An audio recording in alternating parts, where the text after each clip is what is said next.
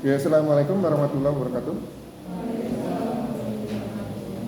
Ya, untuk pertemuan keempat ini kita akan membahas mengenai strategi pemasaran. Ya, jadi sebelum masuk ke strategi pemasaran, saya akan menjelaskan dulu untuk bauran pemasaran atau marketing mix. Ya.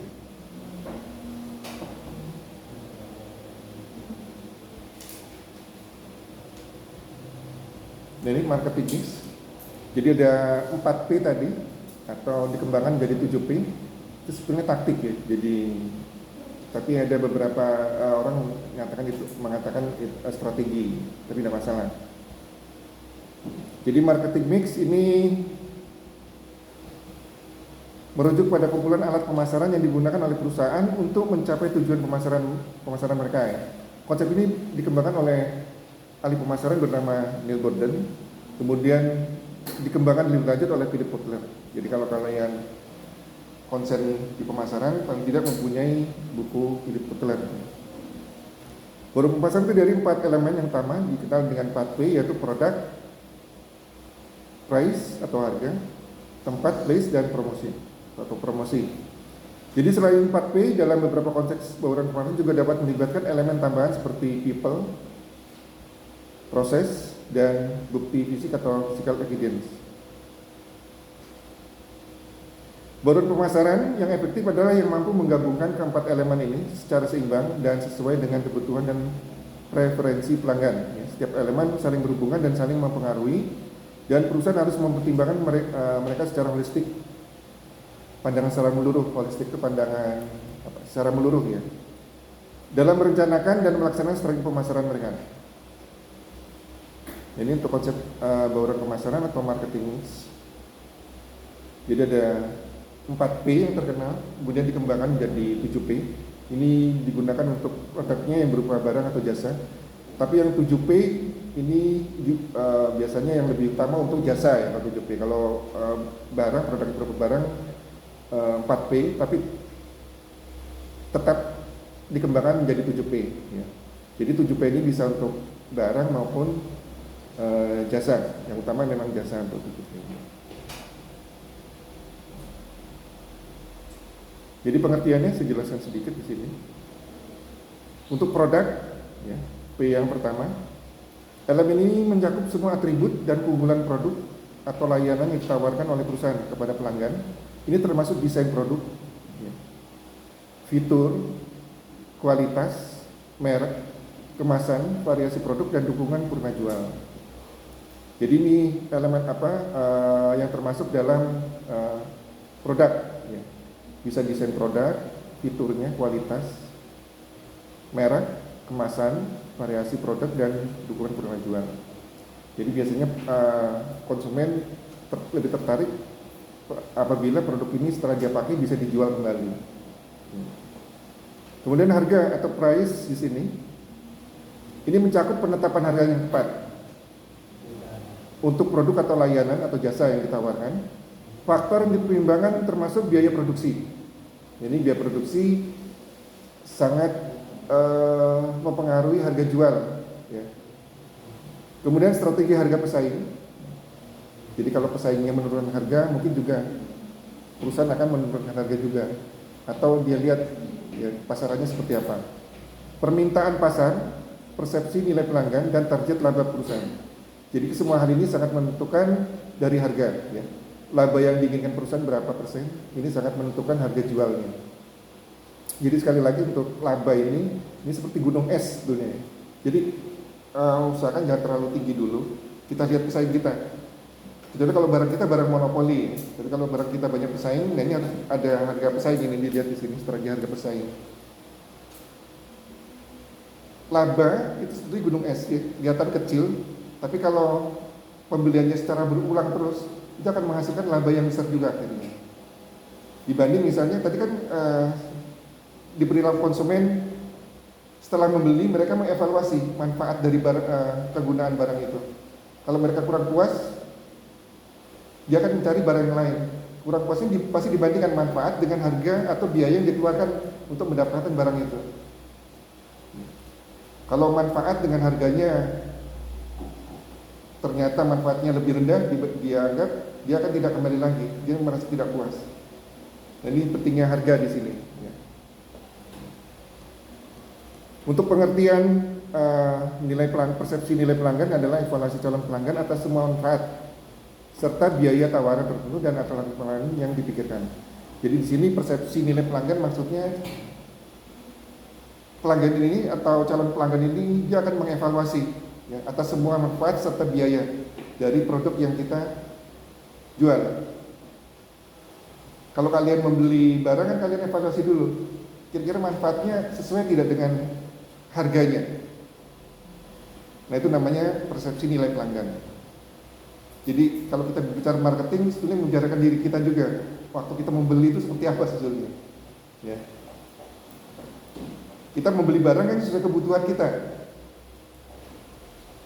Nah, ini produsen harus memperhatikan kebutuhan kita ini apa, sehingga barang yang dijual itu sesuai dengan kebutuhan kita atau selera kita. Ya. Kemudian tempat atau place di sini.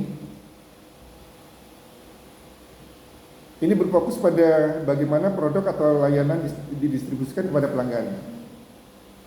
Kalau tadi konsep produksi, berarti harus selalu siap di pasar dengan harga murah. Itu maunya konsumen seperti itu. Tergantung konsep mana yang kalian pakai. Ada 5 konsep tadi. Ya. Ini melibatkan pemilihan saluran distribusi. Jadi ada nanti kita bicarakan saluran distribusi ada 0 tingkat, 1 tingkat, 2 tingkat seperti apa. Apakah dari pabrik langsung ke end user? Apakah dari pabrik ke pedagang besar dulu? Langsung ke end user? Atau dari pabrik ke pedagang besar, kemudian ke retail, baru ke end user? Jadi kalau kalian jual barang, apakah langsung ke end user atau ke distributor dulu kalian lempar? Nanti distributor akan menyampaikan ke retailer, retailer akan menyampaikan ke konsumen.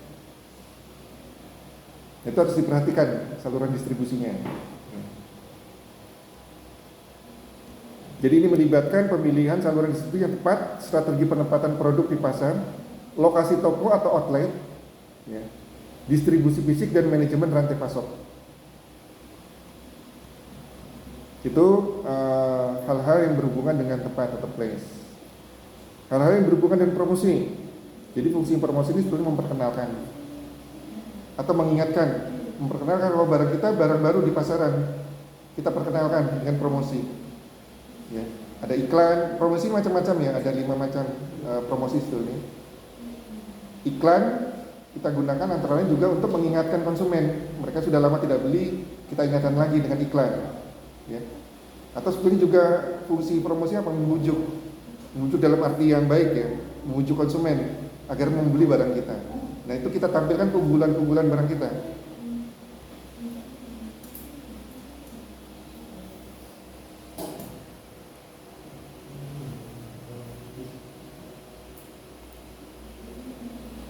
Kemudian untuk P yang selanjutnya, yang P kelima atau people.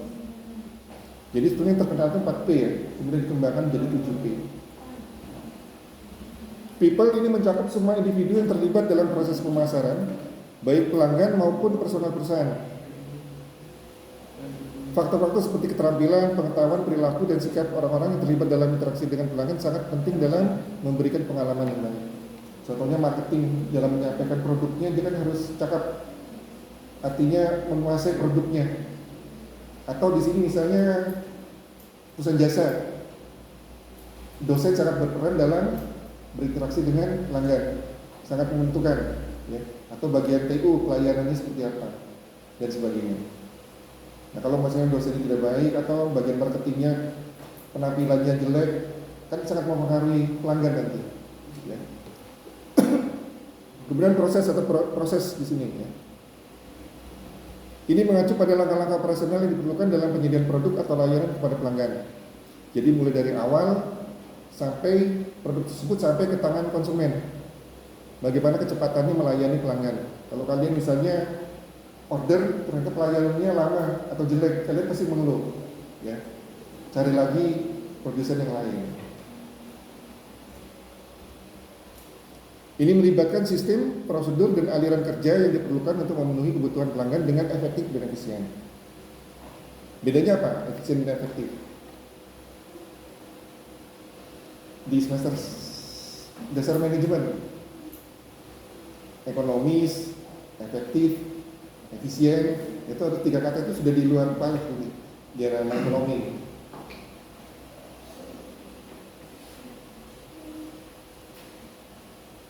Jadi kalau suatu pekerjaan, kegiatan, aktivitas mencapai tujuan yang diinginkan itu efektif namanya. Jadi berhubungan dengan pencapaian tujuan dalam itu. Kalau efisien berhubungan dengan cara mengolah. Ya. Kalau efisien perbandingan antara output dan input. Misalnya ada inputnya 100 perusahaan A, sama-sama 100 dengan kualitas yang sama ya, dengan kualitas yang baik. Perusahaan B juga inputnya 100, tapi perusahaan A mampu menghasilkan 200, perusahaan B hanya mampu menghasilkan 150. Lebih efisien yang mana? Perusahaan A outputnya 200, inputnya 100. Perusahaan B outputnya 150, inputnya 100. Tadi perbandingannya efisien output dibanding input, semakin tinggi perbandingan tersebut nilainya semakin efisien. Mana yang lebih efisien? Perusahaan apa? Yang A atau B?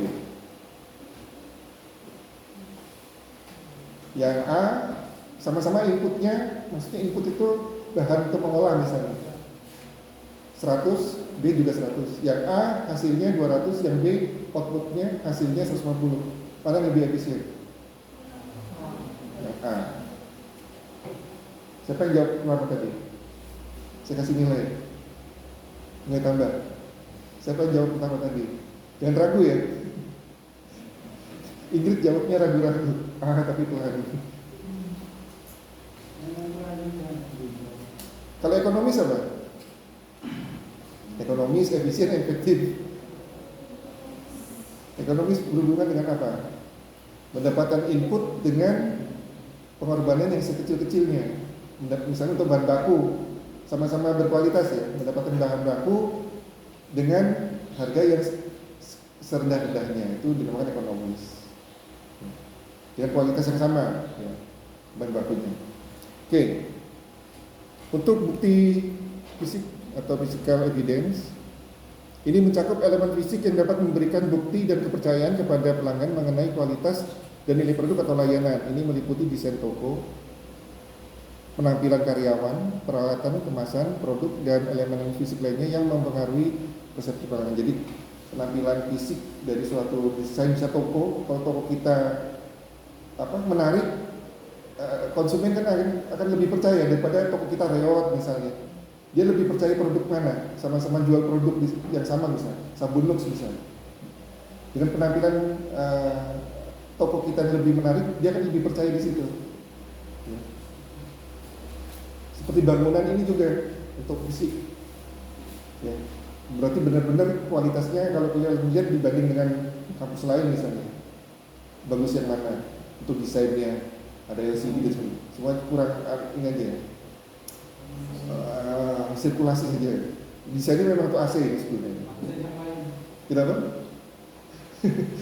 Yang mudah-mudahan segera dikasih AC atau gimana. Juga penampilan karyawan ya. Kalau penampilannya marketingnya baik, penjaga tokonya penampilannya baik, ya menarik, itu lebih dipercaya oleh konsumen daripada baju ini compang-camping.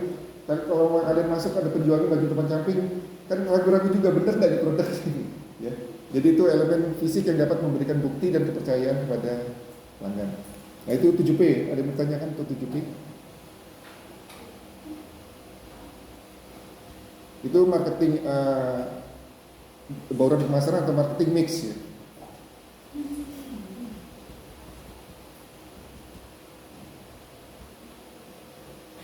Nah, kesimpulannya, jadi konsep bauran pemasaran atau marketing mix adalah pendekatan yang menggabungkan 4 elemen utama, yaitu produk, harga, tempat, dan promosi untuk mencapai tujuan pemasaran perusahaan.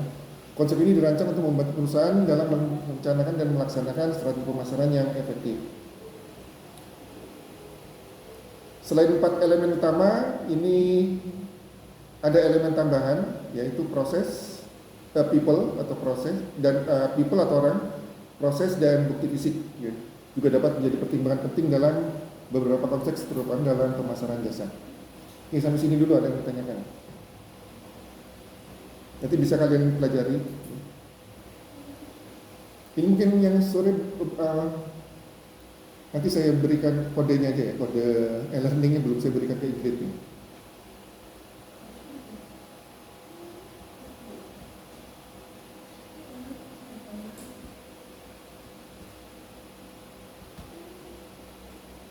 Saya masuk ke strategi dulu, nanti kalau nggak sempat kita lanjutkan minggu depan.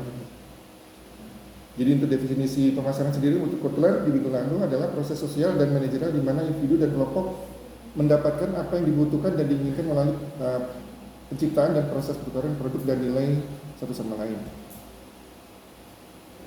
Definisi strategi menurut Kotler adalah logika pemasaran di mana perusahaan berharap dapat menciptakan nilai bagi customer dan dapat mencapai hubungan yang menguntungkan dengan pelanggan.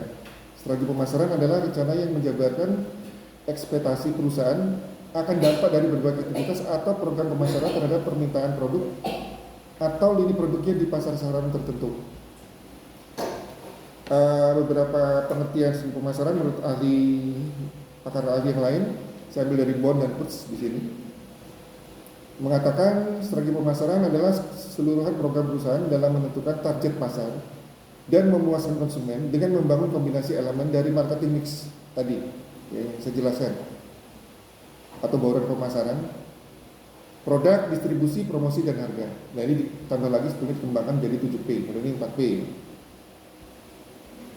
Jadi strategi pemasaran adalah strategi yang digunakan oleh perusahaan, produsen barang atau jasa secara berkesinambungan untuk memenangkan pasar secara berkesinambungan.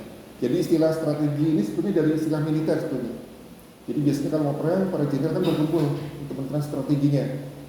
Untuk kemenangan, kalau kemenangan peperangan kalau di militer, tapi kalau di pemasaran kita untuk memenangkan pasar. Ya.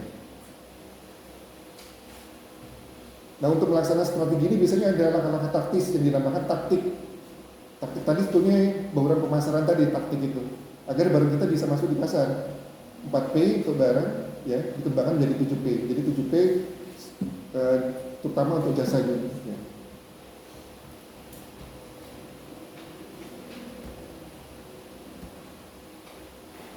Ini sampai sini dulu, ada yang mau tanya mungkin? Nanti saya berdosa ini kalau menunda waktu sholat kalian. Dibaca dulu ya, nanti saya lanjut di teman berikutnya bisa. Kalau belum jelas bisa WA saya.